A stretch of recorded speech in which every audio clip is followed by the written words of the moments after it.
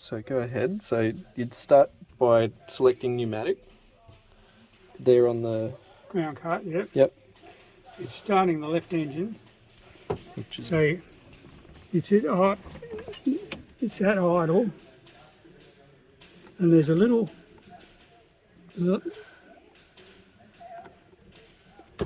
bridge over the top. We've got to lift it up over the, feel that. so that one. Do I need to pull anything up or press the button or Pull it up pull it up? and lift it over the lump, over the gate. Feel it? Feel the gate there? Oh, yep. Okay. So the throttles are off after the gate. The throttles are lifted up over the gate, introduces bleed air to the engines, and which you'll see the engine RPM would rotate On this one? on that one to more than 17%. Right.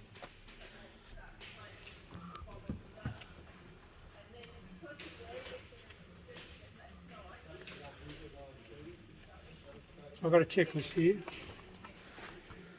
On a applicable engine throttle, lift to start position, which we just did. Yep. Okay.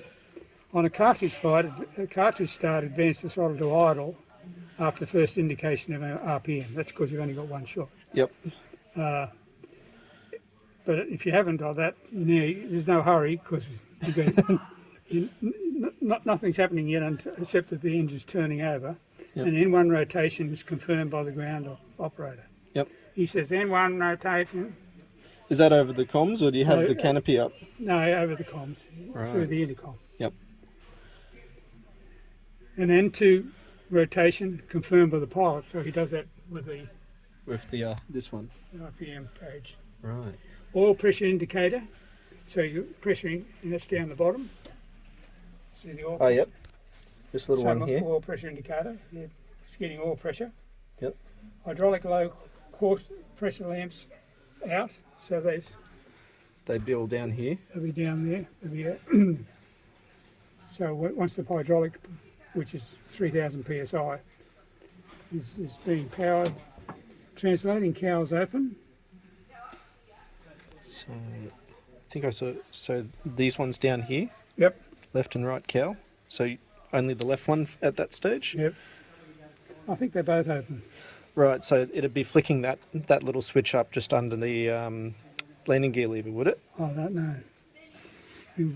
Your guess is as good as mine. Fair enough. Something to do, because I'm sitting over that Oh, side. fair enough. You're sitting over in the WSO seat. Doing my own thing, watching what I can see. Right. Nozzle position open, so the nozzle is the bottom. This one. Yep. TIT less than 100 degrees. TIT, that's that one This there. one. Less than 100 degrees. We don't want a hot start. What usually causes a hot start is because the tail of the aircraft is faced into wind. Right. And so you've got a airflow pushing against the thrust of the air. Right. Okay. And that's the normal. So you'd be conscious of the fact that you're wondering about, you'd want to cycle your engine maximum RPM you can get if you've got a tailwind. Right. Because you didn't want the hot start. Hot start means you have to cage the engine and then run it. And of course, if you did a cartridge start, you're buggered because you've got to go and change the cartridge. An RPM greater than 17%. Engine throttles are idle. Yep. So, Yep. so you've taken it over the lip, over the Yep. top, and you put it to idle. Now there's a Little thing there. yes. So is that in relation to the front of the throttle there? So that once you He hit. got me stumbled. I don't know. That's Fair one of the enough. questions. Fair enough. Just Fuel flow, 1100 pounds per hour maximum before ignition. So that's the fuel flow. this one? Yep. Right. Okay. So what we've got is we've got compressed air because we've got the RPM indicating greater than 17%. Yep. You've got fuel flow, which is maximum 1100 pounds per hour before ignition. Yep. And then, so you've got air coming in, you've got fuel coming in, and then you get ignition, which just happens with the thrust lever position and idle. Yep. And the TIT. So when it catches up there, the initial rate, TIT will race up at a maximum of 710. Right. Usually go to around about 600. Right. So that's where you've marked here on the gauge. Yep. On either side. Right. Fire warning lamp out. That'll be down Up here here. somewhere. Oh, up here. Yep. Oh, yep. Engine overspeed caution lamp out. There'll be a caution lamp there, engine overspeeds. Generator switch momentarily to start and release. And this left generator start. Back to run. Yep. Check generator caution lamp out.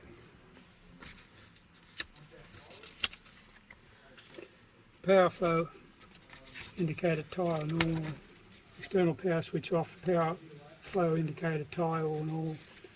Ground start switch off.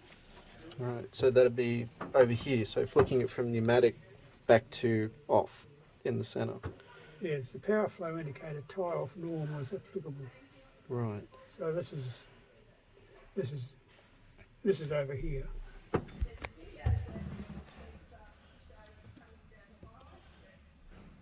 I think it's that one there. AC bus. Right.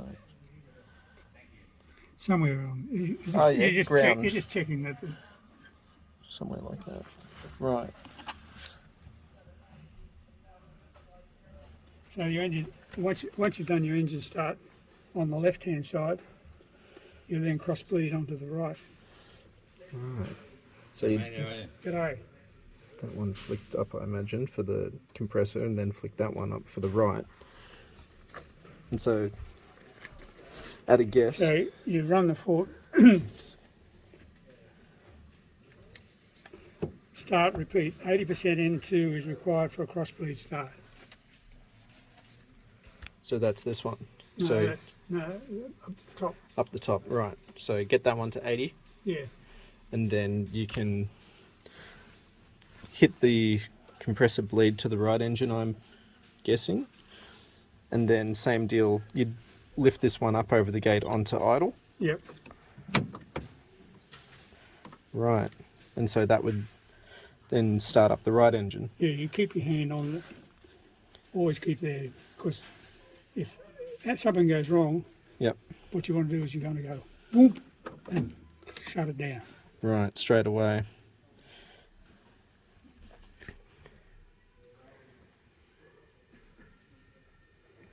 It's a surprisingly, it looks incredibly modern from the outside, but on the inside it's still very chunky. But given the design, the glass cockpits, modern glass cockpits copy this Yeah. arrangement. This was a first, and I mean, you have to.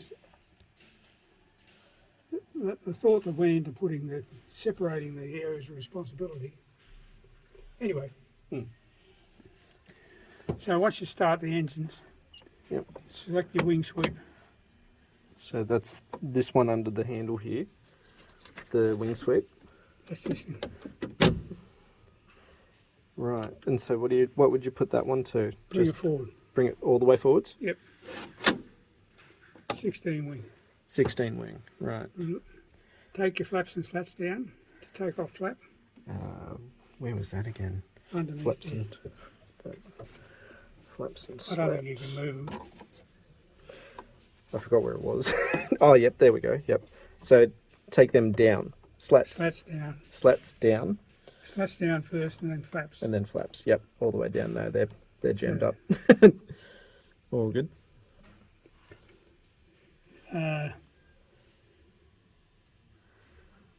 Set your barometric pressure. And that'd be that one, right? Anyway, the navigator controls the wing. If we had a weapon bay, make sure that was closed. Right. It would take off happily with the weapons bay door open, but it was noisy. and the pilot would look at you and say, "What was that? What's that noise?" And you go, "Oops, I heard that before."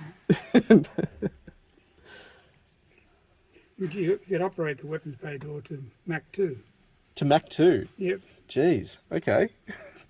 That's impressive. That's some impressive engineering to keep that on, not have it tear off.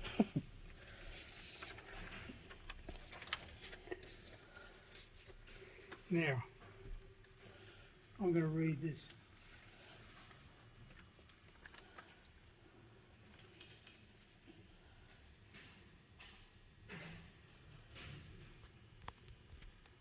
Flat operation and prevent simultaneous operation of both. The single lever operating flaps and slats has a mechanical catch between each mode. The pilot may move one set of wing surfaces, but then he must free the latch alongside before he can move the other. To sweep the wings, slide back the trombone lever under the lip of the canopy and select the degree of sweep you wish by means of a pipper on the projector side like gauge on the panel. The wing then follows this instruction, having at a deliberate rate 15 seconds for full travel from 16 to 72 to the wing. Right. So that's as you're getting ready to take off, is it? Yeah, so you after takeoff, so right. It's got to take off.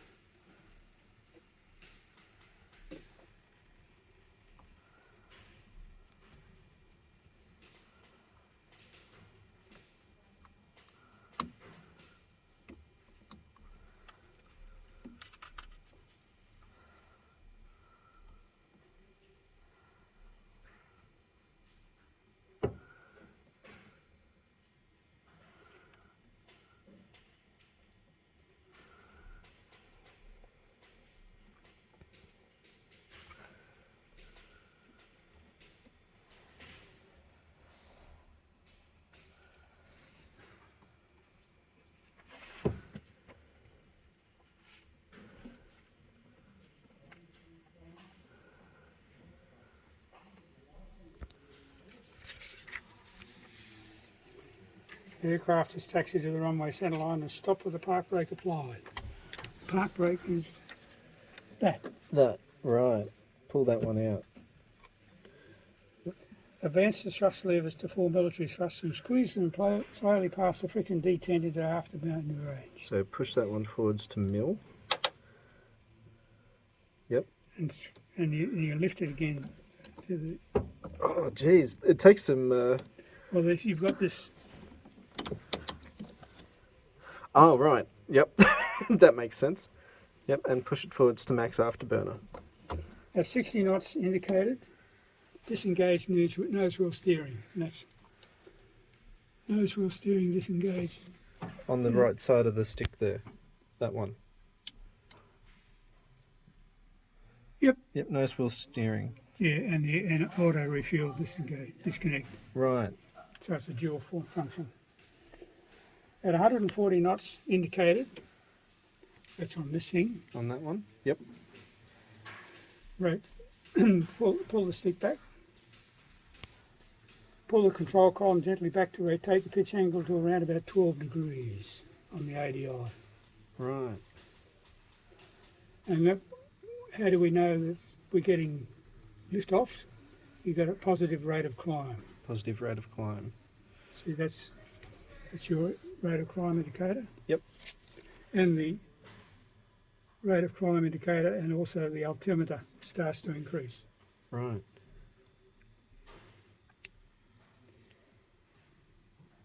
A positive rate of climb increasing altitude indication on the altimeter, select landing gear up.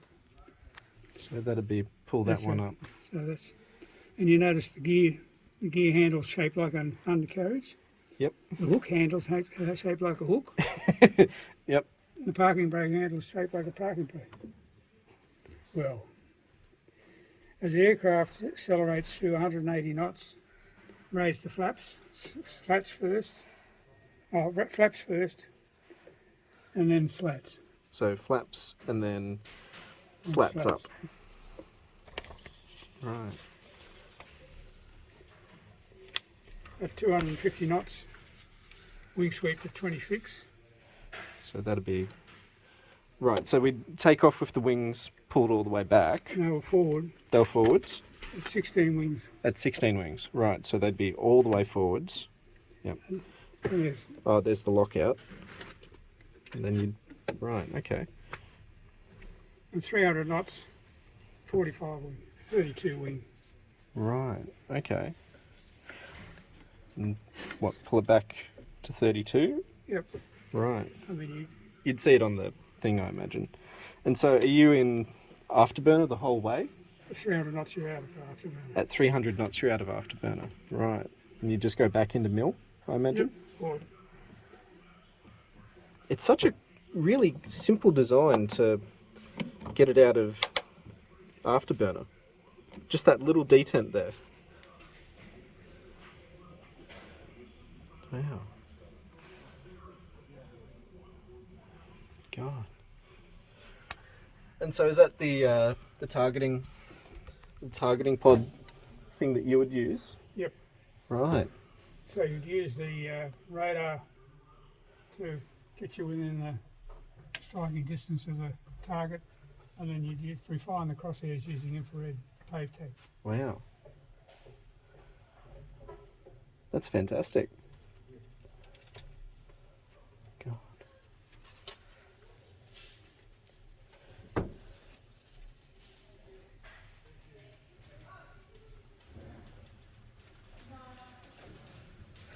And so I take it this would be all for the when you're coming back down.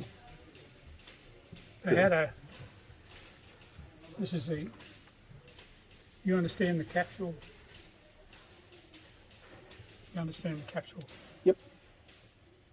They had an aircraft, US Air Force F-111 crew eject over the Grand Canyon Jeez, yeah. And and down the side of the Grand Canyon. And they landed down, coming down the side of the Grand Canyon, and the parachute snagged on a rock. ooh. And of course, these are your backup. These are your backup in case automatics didn't work. Right. But these are after ejection handles, sever and flotation, and then you chute release. And they were drilled with the fact that after ejection you get rid of the chute once Right. you've landed. But they didn't think of the fact that they were hanging on halfway down the Grand Canyon. So he released the chute and they rolled all the way down to the bottom of the Grand Canyon. Oh, goodness. I take it they lived to tell their tale? It was a train. It was battered, but they survived. Right. Jeez. All right. No worries. Well, thank you for walking me through that. That's really cool. I